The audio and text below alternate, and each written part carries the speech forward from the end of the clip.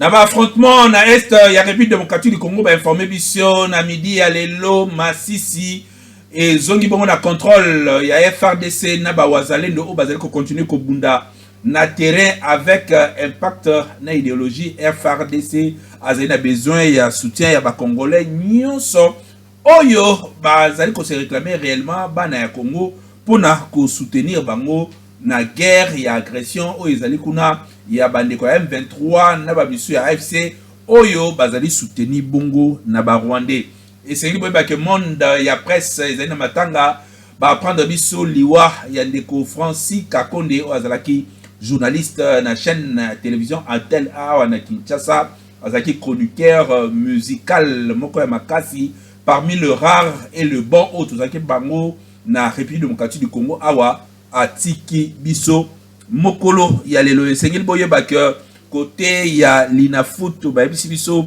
calendrier ya ba match retour ya Linafoot ezali bongo suspendu ba détail nyonso pokozo yango na kati ya édition lelo.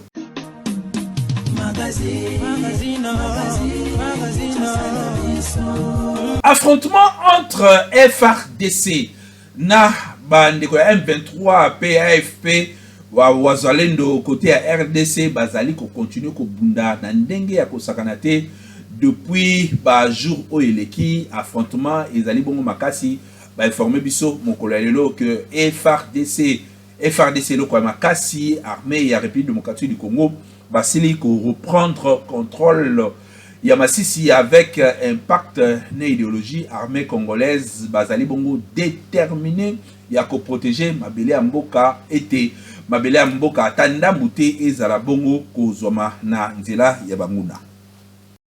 Mauvais état ya route Tombalbay et préoccupé biso makasi na KNB News Bolanda reportage oyo. Kinshasa oyo bakambi bazalaka tope bazalaka te avenue Tombalbay oyo ezali kaka na sima ya hôtel de ville liboso na yango hôpital ya mama emo ezalaka wana kasi kotala eta na yango oyo bozali komona ezali mai ya mvula ebeta depuis lundi kaseti lelo oyo tala ndenge mituka ezali kotambola ezali kopesa pasi pe mawa nasoni commune ya Gombe oyo ezali miroir ya capitale ya République démocratique du Congo kasi gestion na yango ndenge ezali kokendele pardon ekomi kobangisa na ba congolais po Kinshasa ekomi lokola abandonné ba avenue nyonso ya kobeba na ndenge ya kosakana te oyo kutu batu bakipaka yango te lokola ba gérant ya Kinshasa bazalaka na bango te boezali kopesa pasi pour na circulation ya population awa na ville ya Kinshasa bakambi esengeli botala malamu makambo oyo ya infrastructure po population pe a circuler malamu Kinshasa et l'équipe partout. Ba suspendre calendrier ba match retour ya Linafoot et préoccupé population makasi oyo bazali na micro ya Mitima Foot na façon qui rombe. Selon moi vraiment normalement c'est une organisation mais pour organiser un championnat na bisu mais betena maka ya ngomona ka MC ba moloni makamuso to dans la katala Beltexco Mosungi ya Mabota azali ko continuer ko sunga Mabota na période oyo ya ane asika Bolanda. Bonane na Bitosco ya pas match tala lelo pona ba fête oyo bakisi ba mama bi lubu kitoko o na ba mesa na biso toza na gamme diamond ezali gamme oyo ezana 3 produits liboso comme nango diamond au champignon de Paris MNC oyo ezali diamond champignon de Paris MNC ezali biloko oyo sengeli muto alia oso salango na omelette oko salango na pizza oko salango na carotte na yo en tout cas y a pas match ezali ba champignon mo kitoko ba bengi na lingala maibu oseleli yango na ba omelette na tongo ba baloli yango poids zo pesa yo ba fibre alimentaire zo pesa yo ba vitamine zo pesa yo ba protéine oko salango ba repas nyonso ozali susu na o ba bengi diamond au maïs doux biso to mesa na masango Congo mobimba siko mundela sali ya masango balamba déjà partir à Thaïlande yo fungoli kali na no paf kucheka na sani na o beti de raka okebolo ezali côté comme partout eza qualité supérieure eza sur la fibre alimentaire eza na protéine eza qualité supérieure et lo ka malama ngoliande yango ezali sous na o babengi Diamond petit pois aux jeunes carottes ah gros ça là il a biffé fort nanda ko surtout que ne ba journée ba fête que ne ba journée réception ba collation en grade académique ba mariage pour pas qu'on régulièrement yandako et permettre que muza dans autres makas abela pamba pamba te yango na Diamond oyo ya petit pois ya jeunes carottes et surtout ba négo pe ba na problème ami c'est des légumes pour yo ba carottes oyo que sunga yo pour na ba vision au monde ga bien aux en santé malamu et surtout au compagnie na ba recette na yo nyonso ba maman service traiteur maman au basa la bilu na ndaka kitoko tala ba qualité misato meli bino ba ya ba produit Diamond pour na bonani o pour de 5 bilu na biso akaka ba fibre alimentaire oyo zanga na nzoto ba protéine oyo zanga na nzoto yango to meli bino bonane tambula na Kinshasa omona makambo lingaki mwasi aboyi akei bazemisie tango libala kuna ekufi ba bengani na mobali azemisaki ye akomi koluka kozongela wana makasi yango nde ba vrai dossier o ezali awa na Kinshasa bolanda ba détails na reportage proposé par Faso Kirombe na Miti Mafuta.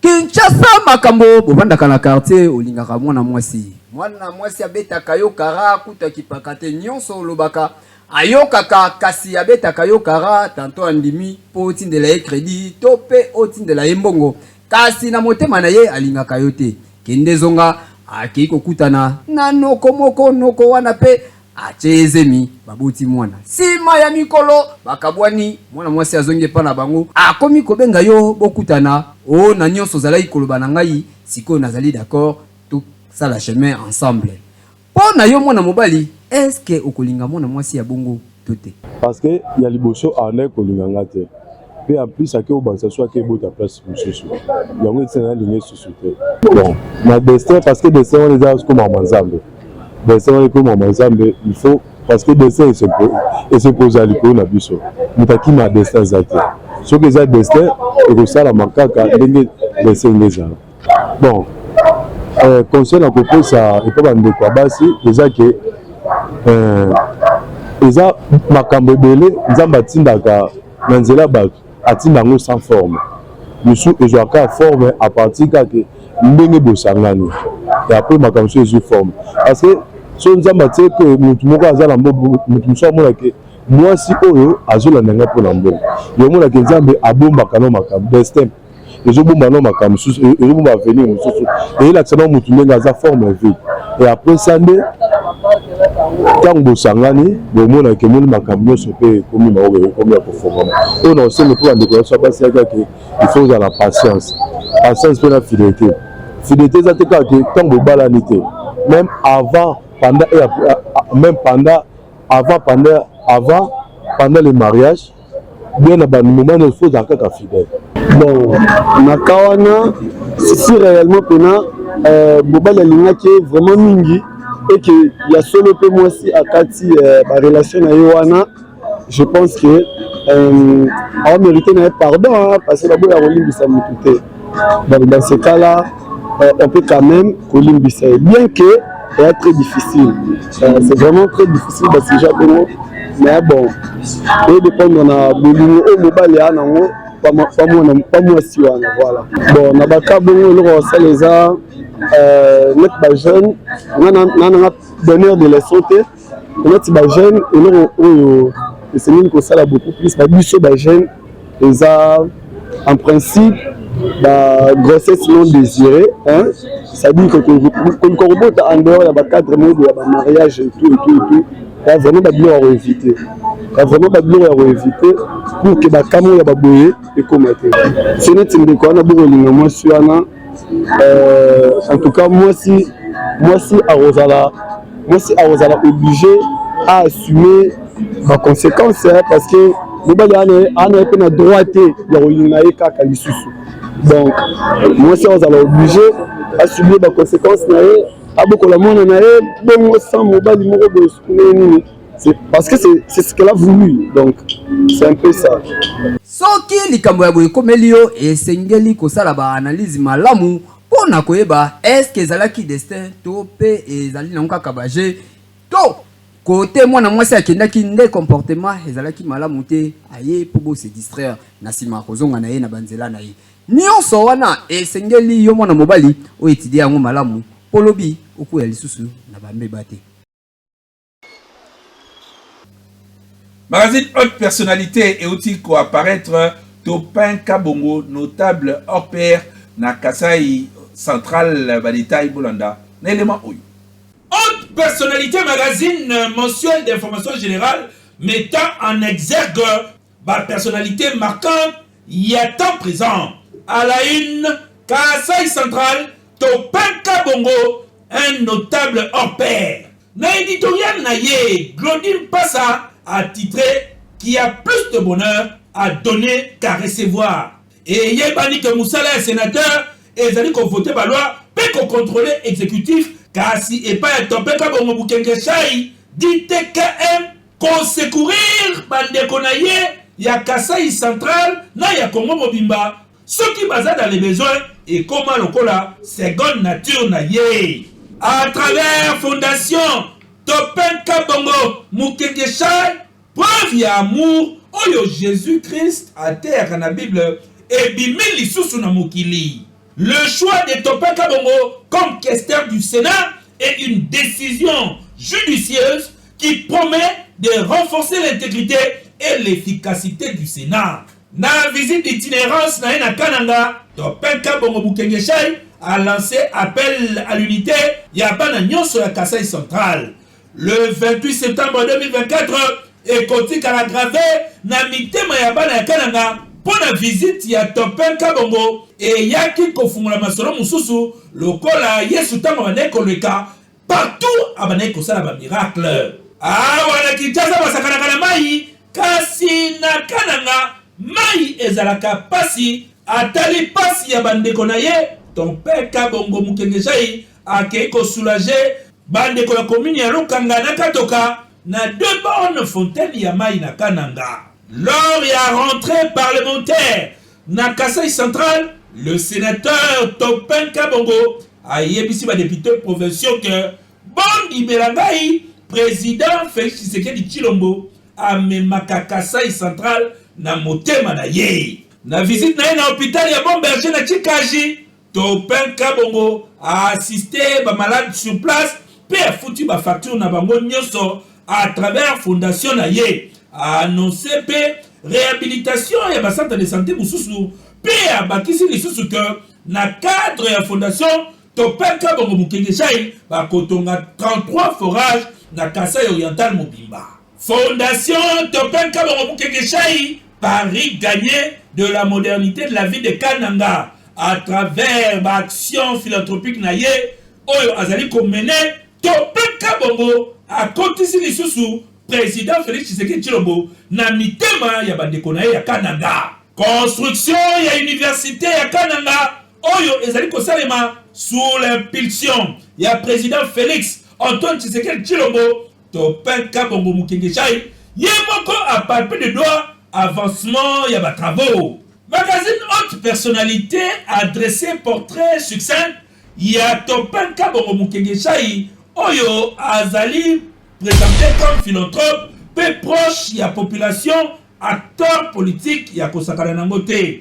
Né le 8 août 1967 na Kasai Central, élu sénateur le 29 avril 2024, Topin Kabongo Mukenge Chai a comme équipé membre ya bureau ba sénateur nyonso ba pesier confiance comme questeur. Pe na cadre ya politique azalaki conseiller politique ya Félix Antoine Tshisekedi comme candidat député na élection ya 2011, représentant adjoint na UDPS Canada na 2014, pe na 2018 tangu Félix Antoine Tshisekedi Tshilombo a commis président de la République, Topin Kabongo azalaki nommé secrétaire particulier. Tout dit le Topin. Président de la République Félix Antoine Tshisekedi Tshilombo a yambaki délégation ya bureau ya Sénat et pas inaye na cité de l'Union africaine, délégation et kumamaki na Jean-Michel Samalukonde, pe Topin Kabongo lokola questeur pe membre ya bureau azalaki wana. Na même numéro ya Haute Personnalité Magazine, Judith Soumine Tuluka a porté au voix ya RDC, deuxième poumon climatique mondial. Jacquemain Chabani a sali évaluation et état de siège na Ituri pe na Nord Kivu à travers briefing ya presse oyo bazalaki elongo na ministre de la communication pe média Patrick Mouyaya. Première édition, il y a rencontre exceptionnelle. Lydie Omanga, Paris gagné. Nouveau programme RDC FMI. Doudou Fombalikunde fait gagner la RDC 2,8 milliards de dollars américains. Bah, travaux, il y a comité de pilotage politique. Il y a Fonare, Guido Andomboyo, Azali ko jouer rôle clé. Na haute personnalité magazine Oyo Kaka, Bandal va célébrer 68 ans, il y a commune Nabango, célébration Oyo qui parrainé na Patrick Mouyaya, ministre de la communication et médias, porte-parole du gouvernement, Kassina Pointe Ezalaki Bongo, député provincial Yabandalungwa, Jared Panzou. Haute personnalité magazine numéro Oyo et l'obéli Topeka Bongo Mukengechaï, le questeur qu'il fallait. Na prochain numéro, Tango Moussousou et Kozalayo. Oui! Réseaux sociaux Ezala Kopela, na dossier ya femme Tamar. Qu'est-ce qui se passe exactement? Biso na kan beto mené ba enquête pe to relever bino makambo nyonso o ezali kolekana bolanda détail bande ya likambo ndenge bandaki na ndenge ba annuler concert na ye o alingai kobeta dimanche le 12 janvier o na Madeleine na Bruxelles. Femme Tamar azali na besoin ya ba prière na bino makasi. Je suis choqué. Dans Matthieu chapitre 10, verset 16, je suis choqué à l'obéi. Je vous envoie comme le brebis au milieu de l'ouyoka. Déjà, loup bien-aimé, banda mokili, zala mokili. Na nous confrontation, zalate entre moutou, na loup.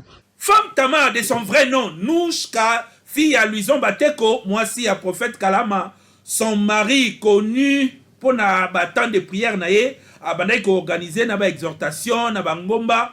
Penzembo na ye oyo e accompagnera ba intercession na ye ya makasi et zali lokola amina boma moto. Nous venons à toi pe yawe nanga tombwa ma oya banana ngo ezali na plus de 15 millions de vues na YouTube. Ba komba na ye bandi na mokili tangu Femme Tamar abandi ba communication à grande échelle en dehors ya ba champ d'action na ye ya liboso émission na nolitambu et sika a dévoilé ki rapprochement na ye na Fally Ipupa en tant que ami ya tata na ye Luison Bateko. Pananga papa Fally Ipupa, papa Fally pour moi. Papa Ntimba. Papa Fally pour moi c'était une bénédiction. Na ba école primaire mon père allait prendre bambongo bem so akeya kezula bino mbongo ya ofuta classe et tout. Il venait me voir à Mobutu à l'époque. Donc, mon père est de Bandal, pour ceux qui le connaissent. Mi balemisa tupe bayoka et papa Fally chante na banzembo na ya tchaka tanga papa nanga moi mingi. C'est vraiment papa Fally, c'est une bénédiction pour ma famille, les Patrick Ngoubi et autres. Patrick Ngoubi c'est mon tonton, le petit frère à mon papa. Un vrai problème, il y a communication. Pour y Femme Tamar à l'obakake azali vrai, donc à koki kobima en public même sans maquillage. Quelques temps après, Fally Ipupa aye ko immortaliser ye na live na ye a salaki oyo plus de 221 000 téléspectateurs en direct na TikTok à Sengi Bachela Nzembo ya Femme Tamar wana lisusu balobi ebebisaki mutu.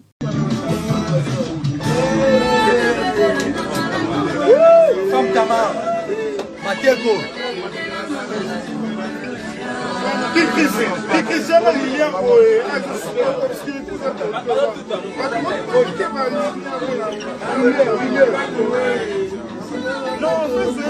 Luison Bateko.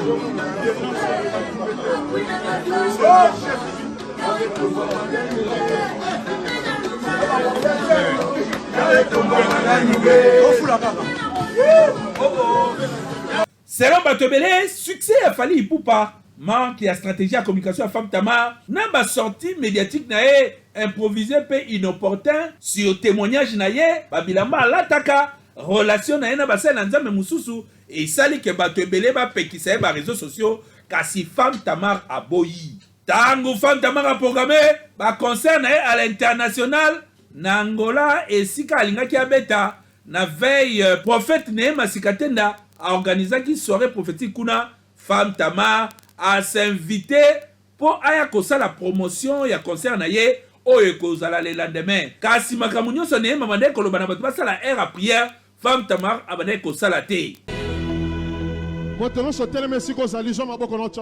Todo mundo se coloca de pé, as duas mãos na cabeça. Même toi qui es venu malade. Seja você que veio doente. Moi toi qui es venu avec des problèmes. Mbala moko prophète Nzambe apusani ti liboso ya Femme Tamar prophétie bimi. Soki Nzambe, se Deus a permettre que ya permitiu que você viesse até aqui. Nzambo a comissão pasteur. O Deus que te tornou pastor é que está a falar contigo agora.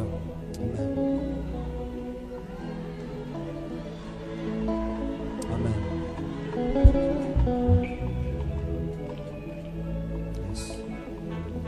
Jalousie. A inveja Yabato. das pessoas. Bavandi. Sentaram. Bazoloba. Estão a falar. Via mona A vida desta mulher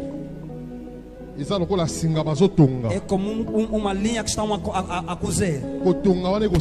E essa construção não vai acabar. Deve ficar antiga. Yes. Meu Deus tem que tirar isso hoje. Amém. Mas essa fumaça a falar aqui vais ver nos dias que vêm. É como se não tivesse mais a te ver. Como se desaparecesse no meio daquela fumaça. Vai se lembrar da tarde de hoje.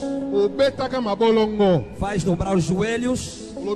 Vai dizer: Deus, me perdoe. Me mandaste o teu profeta me tirar no meio dessa fumaça. É isso que eu queria te dar como mensagem. Merci. Obrigado. Visiblement, Femme Tamar, façon oya Boudaki, prophétie à Neema, et Zokisi ba chrétien ebele, yango wana na live moko, mobali ya Femme Tamar Kalama, ayeli ba faux prophète, entre autres balobi, abandai ko attaquer prophète Neema. Zala lobano lokwa nde ba lobaka orozwa kara ya Kabila. Orozwa 12 ya Kabila. Tiens, kata place au tiens internet. Kata yango tiens internet. Vous êtes en train de faire la promotion, ce n'est pas notre problème. Ah oui. Nous c'est la prière. Nous c'est la prière. Nous c'est la prière. Comploter avec tous les prophètes francs-maçons. Comploter avec tous les prophètes kabbalistes.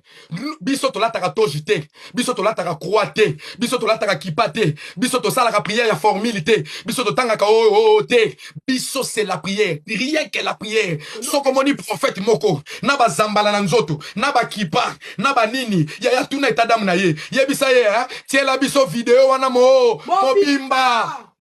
Femme Tamar a expliqué pourquoi aboyaki prophète Neema Sambelele. Et tant que ba kiaza ba monde kabbalistique ba bimisi vidéo parce que vidéo oyo na photo et outi na groupe WhatsApp ya Femme Tamar. Ce Nodier Zabili est un fils du diable qui envoûte les églises. Il prie avec des bougies et des encens comme un vrai magicien. Il fait des cérémonies aux rivières, invoquant les esprits des eaux. Il dit qu'il est un alpiniste, mais il fréquente les églises. Il encadre plusieurs jeunes qui veulent prophétiser par l'esprit de Python. Ces jeunes gens sont les faux prophètes qui font des scandales dans les églises. Zabili travaille aussi en collaboration avec le big faux prophète congolais, Emmanuel Luombu. Il travaille également avec le faux prophète kabbaliste congolais, Sikatanda. Il y a plusieurs autres faux hommes de Dieu qui le fréquentent en secret.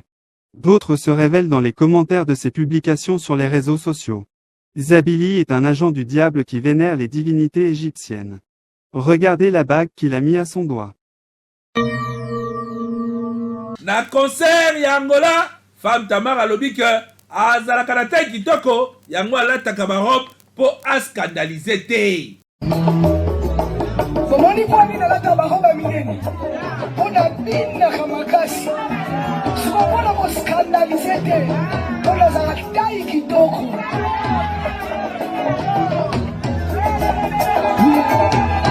Réseaux sociaux et tomboki moto epeli moto eke ezongi batu ba répondre femme Tamar ba yebisa ye makambo ebele femme Tamar a se justifier puis abudaki pe neema ezalaki po neti kaka bango bazali na misala ya suspect milinga oyo prophète neema sikate na amonaki selon batu ebele on dirait esi ebandi kokokisama femme Tamar abetaki na ye concert ya le 4 janvier na Paris kasi concert oyo ezalaki prévu le dimanche 12 janvier oyo na Madeleine na Bruxelles lobi kaka na page na ye moko femme Tamar akomi ke concert wana ezali reporté eza nini na basali na nzambe oyo asala boye oyo asala kiteti ba misusu basala misala ya mabe mais biso tokoloba ke soki o atteindre niveau moko ya élévation esengeli sur le plan communicationnel ozala encadré na ba professionnel po osala erreur te o confondre ba cible te na maloba na yo oyo ozali koloba femme Tamar azali na besoin ya encadrement ya ba professionnel ya communication po ayeba ko gérer ba sortie médiatique na ye po a déranger sensibilité ya ba chrétien mususu te oyo balandaka banzemo na ye pe oyo balandaka ba intercession na ye oyo memaka bango pembeni ya nzambe nyonso na yawa koluka yo natiki nyonso na yawa koluka yo motema mobimba na memeli yo na suka édition ya mokolo ya lelo nazali na plaisir ya kopresente bino yango information ezali kocontinue na bapage ya KNB News Facebook pe TikTok chaîne YouTube na biso KNB News bokeli kosabone pona ko rater eloko moko te avec impact na idéologie na kokuta na bino lisusu lobi avec le même plaisir. Magazine.